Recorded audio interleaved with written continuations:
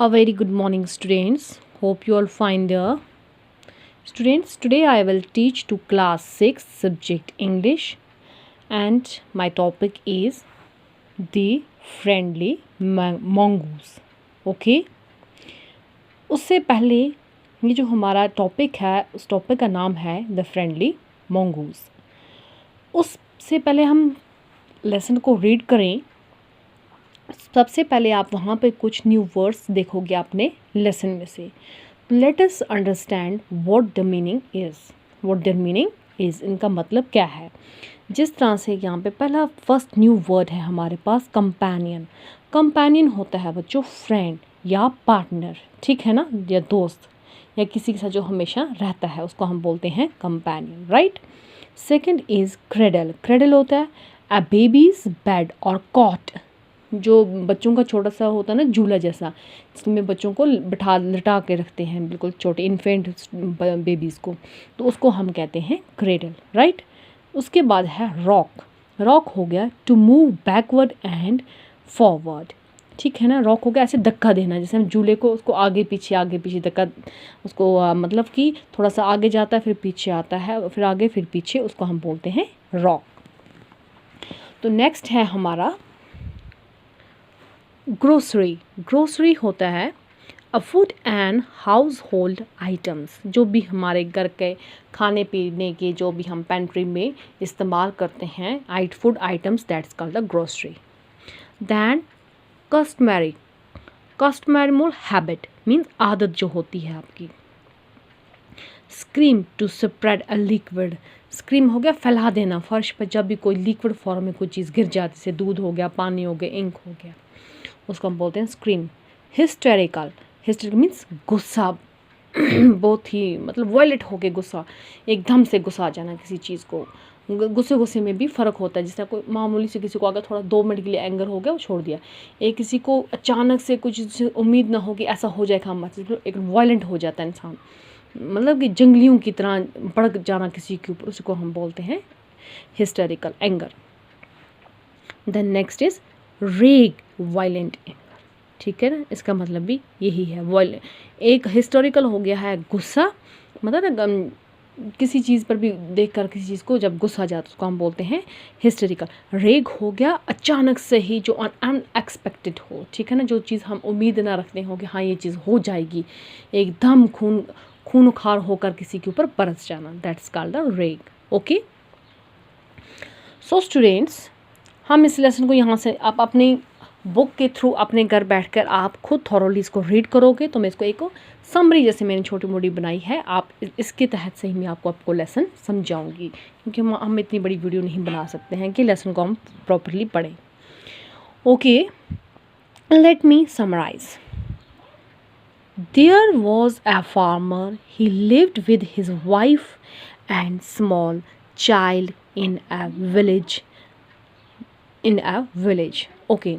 ये बोलते हैं यहाँ पर एक कहानी है एक फार्मर की, जो रहता था अपनी बीवी के साथ, और उसके साथ क्या था, एक छोटा सा उसका बच्चा. एक गांव में रहते थे.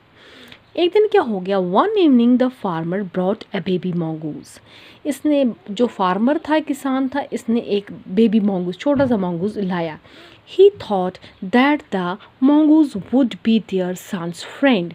इसने सोचा कि जो mongoose है ये हमारे बच्चे का एक दोस्त बनकर यहाँ पर रहेगा, ताकि इसको क्या मिल जाएगी, कंपनी मिल जाएगी, जिसके साथ ये मिलजुल कर बैठेगा और उसके साथ ये खेलेगा, राइट.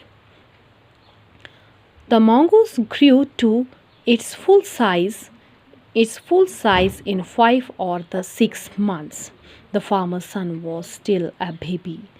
अब 5-6 महीने का बेबी थोड़ा सा बड़ा हो गया, और जो mongoose था वो पूरे फुल साइज में ग्रू, वो बड़ा हो गया. उसका फार्मर का बेबी कितना था, वो 5-6 महीने का. One day the farmer wife went to the market. She asked her husband to keep an eye on the baby. The baby was sleeping in the cradle. एक दिन क्या होता है, फार्मर की बीवी बोलती है मुझे मार्केट जाना अपने हस्बैंड को, तो आप इसके ऊपर आँख रखना मतलब आप इसके ऊपर नज़र रखना, ताकि बेबी को कुछ हार्म ना पहुँचे, कोई नुकसान ना पहुँचे। The baby was sleeping in the cradle, cradle मैंने अभी आपको बताया वो अपने झूले में बेबी सो रहा था। Then what happened, she did not want to leave her child alone with the mongoose might harm her child।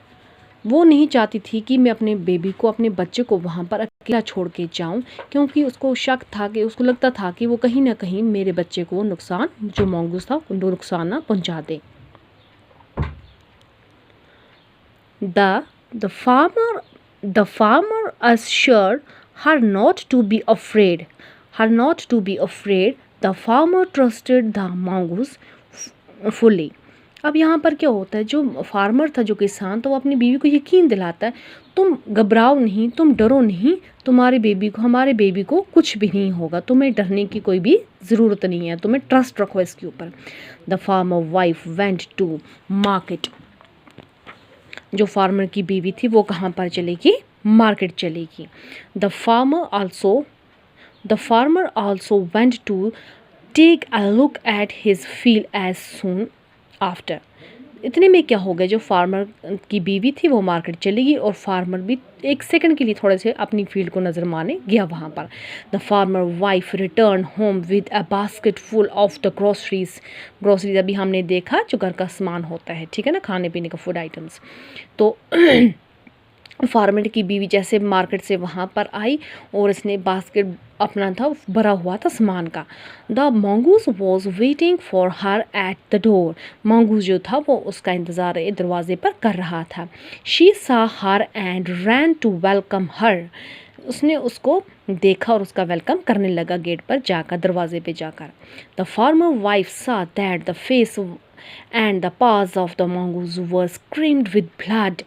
उसने क्या देखा, फार्मर की बीवी ने, जो इसका मुंह था मंगूस का और उसका पास हो गया, पंजे जो थे उसके वो बिल्कुल लित-पित हो गए थे, भरे हुए थे ब्लड के साथ, खून के साथ।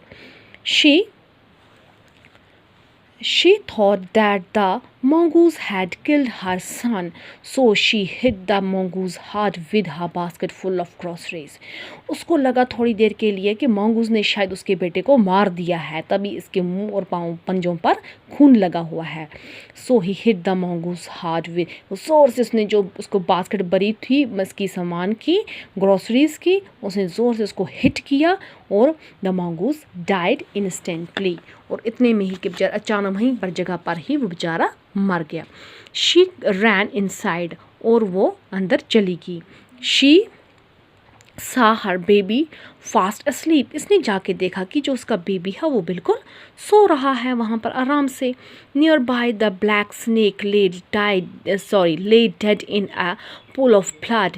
और उसने देखा कि एक जो उसके क्रेडल के नीचे ही एक सांप था जो खून से भरा हुआ था, लिथपित हो गया था खून से, और वो वहाँ पर नीचे पड़ा है। She understood the mongoose had killed the snake and saved her son।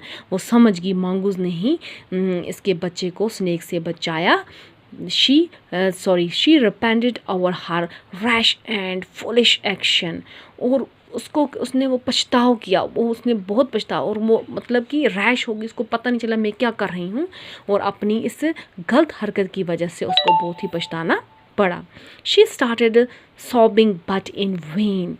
अब वो क्या करने लगा, वो पछताने लगी, मैंने ऐसा क्यों किया, मैंने ये क्यों किया, ऐसा मुझे ऐसा नहीं करना था, अपनी बेवकूफ़ हरकत से। her repentance shows that hurry causes worry। इसका मतलब क्या, हमें जल्दी में भी कभी कोई गलत काम नहीं करना चाहिए। जब भी कोई ऐसी सिचुएशन हो जाए, जब हमें उस चीज़ को पहले देखना चाहिए, अच्छे से परखना चाहिए, फिर हमें उसका एक्शन लेना चाहिए। इसका मतलब हो गया हर repentance shows that hurry causes worry। जल्दी ही इंसान को एक बहुत ही गलत नतीजे पर पहुंचा देती है। और जो उनका जो mongoose था वो बेचारा वहाँ पर मर गया, जिसने कि इसके बच्चे की जान को बचाया। अगर वो देखती, पहले थोड़ा सा परखती क्या ऐसे क्या हो गया, पहले बच्चे को जाके थी, उसको हिट ना किया होता बास्केट से, मे बी वो mongoose बेचारा बच गया होता।